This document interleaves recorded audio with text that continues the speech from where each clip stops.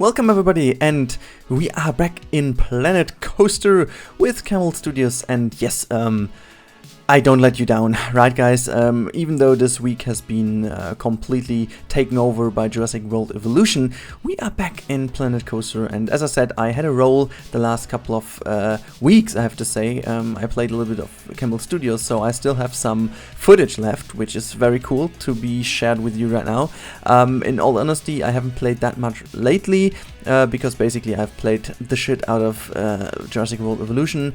If you guys are interested in this, I would highly recommend to go over to watch these videos. I mean, surely it seems that people haven't been receiving the game that nicely on my channel. To be completely honest with you, I haven't expected much, and it was still worse than this, but yeah, it is what it is. I guess mainly my channel is focused on creativity, and Jurassic World Evolution is potentially not the game to be awfully creative, but yeah, I have managed to be a little bit creative, more than I thought actually, with the pathing tool.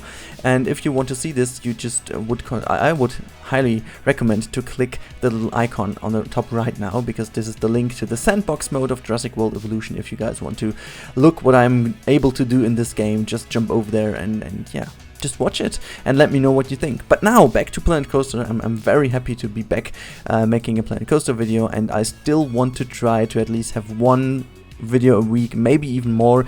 Jurassic World Evolution will be there for a couple of weeks maybe, but not with the amount of videos as this week. So in general, I will be stepping back a tiny bit from YouTube in the next couple of weeks, just because my wedding is coming closer, and also my master thesis has to be finished someday. So there is a big need to finally actually finish this all off, and then in September I'll be on honeymoon, and after this, like in basically at the end of September going into October, yeah, I will provide you with a lot more videos. So there is so much stuff planned, guys. I would love to talk about all of this, but I can't right now. So there's some stuff going on behind the curtains, so be ready for it once October is coming closer. But for now, this is you know, we are just going to chill a little bit in the next couple of weeks, and just having some fun with Planet Coaster, and also with Jurassic World Evolution. And I don't think there will be another game in the close or near future, because maybe I'll do some tests on some games I wanted to show you guys for a while now, but nothing more than just a few episodes just testing it. But apart from that, I don't really have the time to do anything else than games I'm very used to, because I can kind of quickly do some videos in Planet Coaster and other games, because I'm just very used to the controls, and I'm kind of productive in the games if there weren't any crashes like in Planet Coaster. But yeah, never mind. So after now these 3 minutes of explanation what's going on, because you know, Planet Coaster has been a little bit down on the last couple of days, I just want to go back into what I'm building right now. So this thing over here, which seems to be a log flume, which is not a log flume. It's just using the log flume as a little yeah, it's not really a river, it's like a little stream, water stream down this volcano, which is intentionally built to be looking very artificial and very man-made. There was not the idea to make this whole thing look as an actual volcano. It's more like this kind of scene you would see in a movie as well. And since we're in the studios, this could actually be a volcano that's been used for some movies as a model kind of thing. And since they don't use it any longer, they provide the guests now with this beautiful looking artificial volcano that they have been using in various movies as coulisses or whatsoever. Is it even a word in English? Do you say coulisses as well? I don't really know if it's scene or whatever, back scene, I have no clue. But yeah, I just wanted to have this in, just to have a little bit of variation, because as I explained in the last episodes, I want to have some greenery in this park, even though it's not that often seen in kind of studios parks. They are more likely to be very flat and a lot of concrete, a lot of different big halls and stuff, and nothing too much in detail with foliage and stuff. But yeah, I just wanted to have this, also put some steam effects on here, and we will also be focusing a bit on lighting later on, because I really want to make this whole thing look kind of nice. Also, I used the waterfall effects here, not to make this like a waterfall, but actually more like a little, like a source or a fountain, which then is, you know, the water, the hot water, which is coming from the volcano, is going then down into the a little bit more cool pond down there, so that it actually creates this little steam gusts above the little water surface. So I guess that's kind of a nice touch to it. And yeah, as you can see, I'm playing around a little bit with different lighting tools. So we use a little bit of these area lights, but also with the direct a kind of little lamps that do give this whole thing. But we also use the floodlights to basically light the whole volcano a tiny bit more, because those are actually great light sources if you want to lighten up bigger areas. And I surely will cover up those later on, so don't worry about this. We will definitely go and make them hidden in the last instance, so that you can't really see these ugly floodlights all the way around. But I still wanted to have them pop out the bottom to keep a little bit of realism, because I simply could have just dragged them into the terrain, but that's kind of, you know, I wanted to keep this little realistic touch that you actually have some light sources over there which you can actually see. So yeah, we will cover them up, and I hope that this will be enough to make them kind of disappear, at least for the people's kind of view, roaming around in the park. But yeah, so this is the volcano area, which will be used a little bit more. My idea is to build a restaurant to the backside of the volcano, so to actually implement this a little bit inspired by the Rainforest Cafe or Rainforest Restaurant in the Disneyland parks. I especially know that one from Disney World in Florida. I do know that this is also kind of embedded in the volcano. I'm not quite sure, because you know, I was at the age of 8 when we were there, but I do remember somehow that there was kind of this rainforest look and feel within the restaurant, and from the outside it is a volcano. I'm quite sure that this is not just in my imagination. I'm quite sure this, maybe it's changed by today, but back in 1998 it was definitely a volcano. I'm quite sure it was. I don't really know, where's my phone? Oh, wait, I'm just grabbing my phone to see that. So here, I'm back, just to check this, because I'm really looking forward to get this solved, because I'm just, let me just see, Rainforest Cafe, is it Cafe? I don't know. Disney World, wait, no, World. So let's see, Rainforest Cafe, Disney World. Let's go to images. I mean, you can't see. Yeah, as I said, it's basically within a volcano, within this kind of artificial volcano, with this big, nice Rainforest Cafe sign on top of it.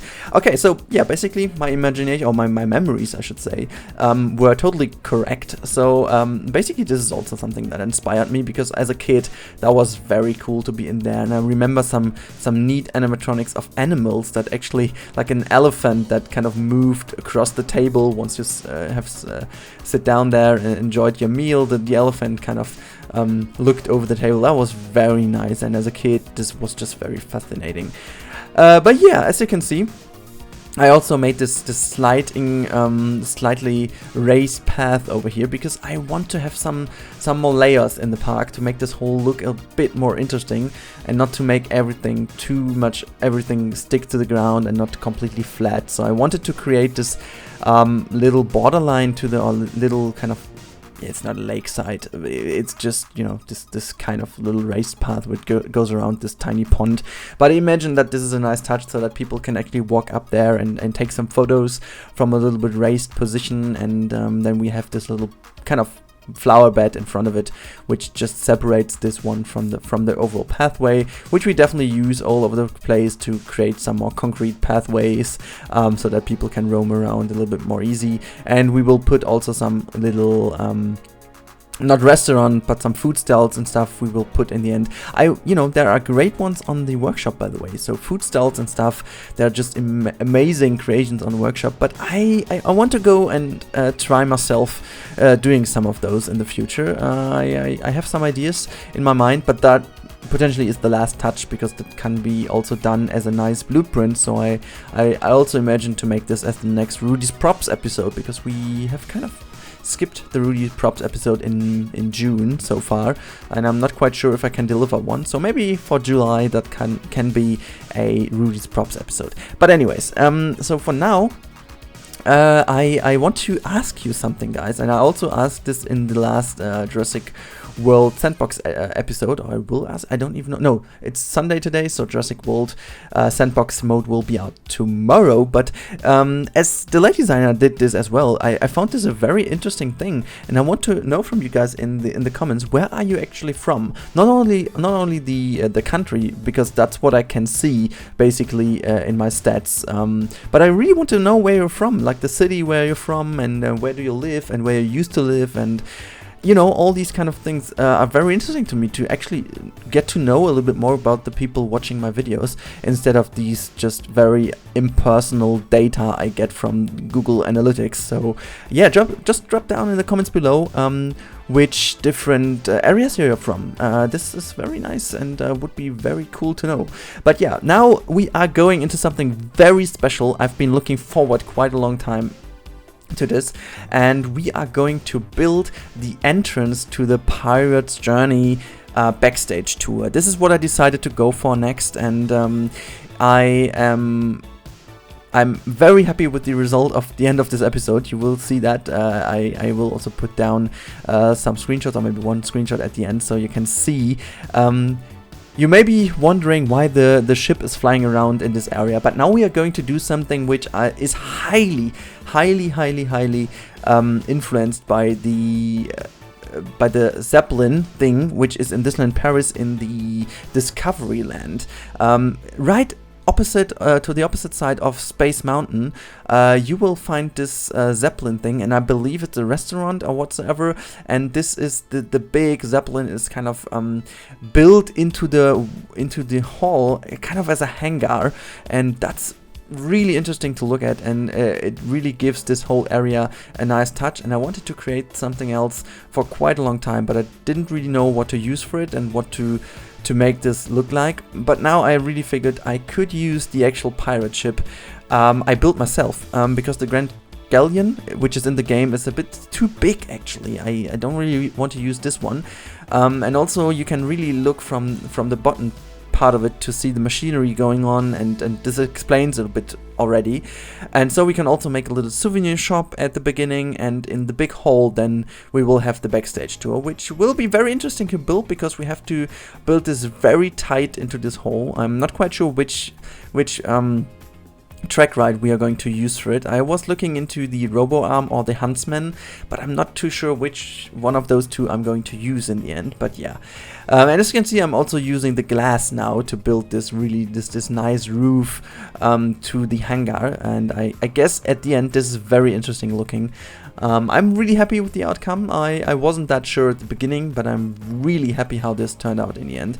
But yeah, since we are heading to the end of this episode already, I'm going to make this end today finally a very calm and very nice ending without stressing, because I always tend to talk to the very end of the video and then I'm going to stress the outro, and I don't want to do this today. So guys, if you enjoyed that video, make sure to leave a like, because it really helps out spreading the videos a bit more than they do actually at the moment. And also, as I said, leave me a comment down below in the comment section and tell me where you're from, which region you're from, where you used to live, where you're born potentially, if you're now have moved to another area.